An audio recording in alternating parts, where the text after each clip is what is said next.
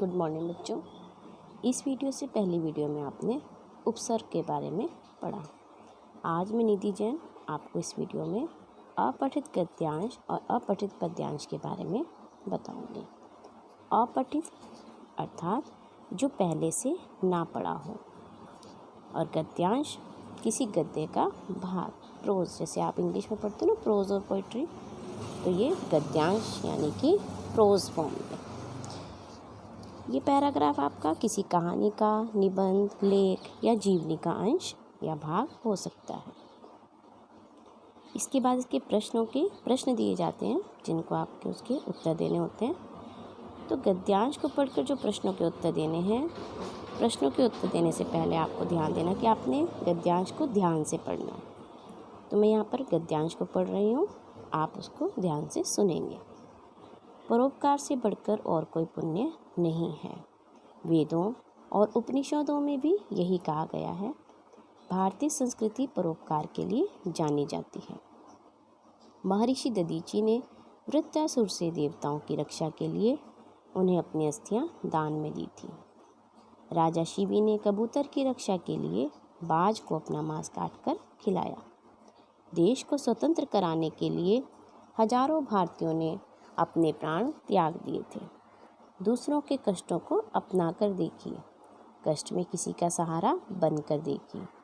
दुखी व्यक्ति के दुख दूर हो जाने पर उसके मुख पर आई मुस्कान का कारण यदि आप हैं तो आपसे महान और कोई नहीं है।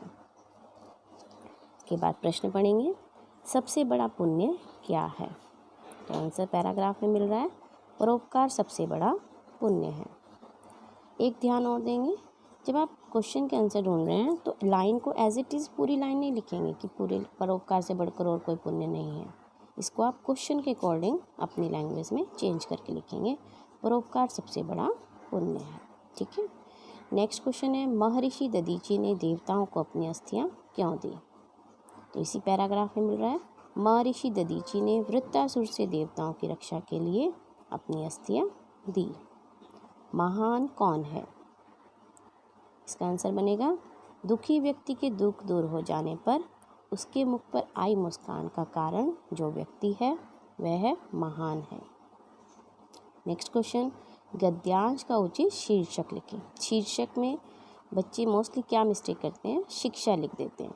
शिक्षा नहीं, शीर्षक मीन्स टाइटल। टाइटल में क्या आता है? जिस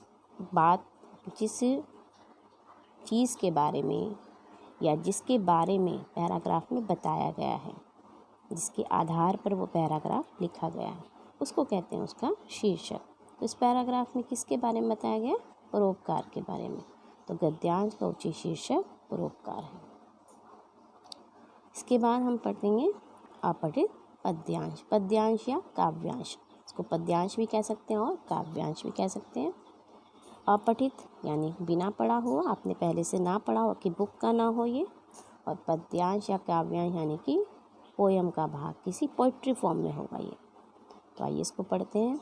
प्रकृति नहीं डर कर झुकती, कभी भाग्य के बल से, सदा हारती है वह मनुष्य के उद्यम से, श्रम जल से।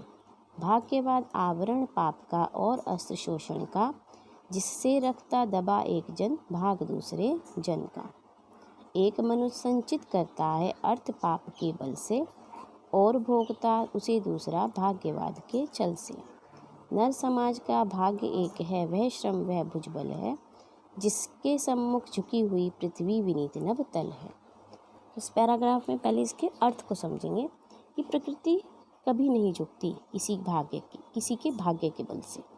वो जब हारती है, झुकती है, तो किसके आगे झुकती है? मनुष्य के उद्यम से, मनुष्य की मेहनत से, उसके श्रम जल से, जो उसने मेहनत की है, उसने जो परिश्रम किया है। भाग्यवाद आवरण पाप का और अस्त्र शोषण का, जिससे रखता दबा एक जन भाग दूसरे जन का। कई बार व्यक्ति भाग्य के नाम पर दूसरे लोगों का शोषण करता है, दूसरे लोगों का हक छीनता है। एक मनुष्य संचित करता है अर्थ पाप के बल से, और भोगता दूसरा भाग्यवाद के छल से। कई वस्तु या कई पद ऐसे हैं जो कि कुछ व्यक्ति तो उसको अपने भाग्य से या पैसे से ले लेते हैं, लेकिन कुछ व्यक्ति उसको अपनी मेहनत से लेते हैं। कई व्यक्ति ऐसे हैं हमारे समाज में जो कि बहुत गरीब परिवार में पैदा हुए, लेकिन उन्होंने अपनी मेहनत से, अपने परिश्रम से अपनी पहले स्टडी पूरी की, अपनी पूरी पढ़ाई पूरी करके किसी अच्छे पद पर पहुँचे हैं और उन्होंने अपने जीवन में सफलता को प्राप्त किया है। तो कुछ व्यक्तियों ने उसको अपने भाग्य से, अपने पैसे के बल से लिया, लेकिन कुछ व्यक्तियों ने अपनी मेहनत से अपनी ज़िंदगी, अपने जीवन को बदल डाला।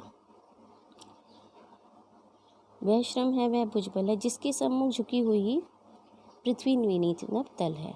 अब जो मेहनत व्यक्ति कर रहा है, परिश्रम कर रहा है, उसके आगे प्रकृति यानी कि पृथ्वी, आकाश सब कुछ झुक जाते हैं और उसको सफलता प्राप्त अवश्य होती है। तो क्वेश्चंस को पढ़ेंगे। प्रकृति किसके बल से डरकर नहीं झुकती? प्रकृति भाग्य के बल से डरकर नहीं झुकती। सेकंड क्वेश्चन, भाग्यवाद को शोषण का अस्त्र क्यों कहा गया?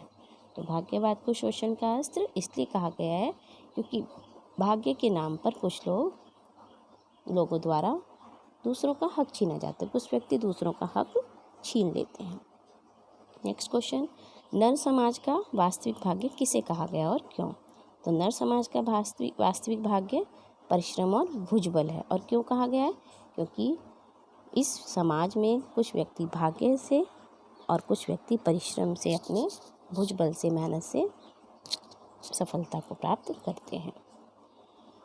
पृथ्वी भुजबल के आगे झुकी हुई है, कैसे? तो पृथ्वी जो भुजबल यानी कि मनुष्य की मेहनत के आगे झुकी हुई है, कैसे? क्योंकि कई व्यक्तियों ने भी आपको पैराग्राफ बताया ना कि कुछ व्यक्ति ऐसे हैं जिन्होंने अपनी मेहनत से अपने जीवन को बदल दिया है। नेक्स्ट क्वेश्चन, मनुष्य और पृथ्वी के लिए पर्यायवाची लिखें। तो मनुष्य का पर्यायवाची शब्द मानव, नर हो सकता है और पृथ्वी के लिए धरा, धरती। नेक्स्ट क्वेश्चन, उपरोक्त काव्यांश के लिए शीर्षक लिखें। शीर्षक वही टाइटल।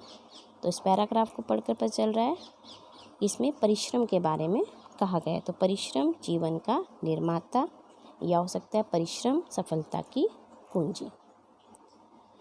बच्चों, आपकी लैंग्वेज की बुक में भी अपठित गद्यांश और पद्यांश दिए गए हैं, वहाँ से आप इनकी प्रैक्टिस, अभ्यास कर सकते हैं। धन्यवाद।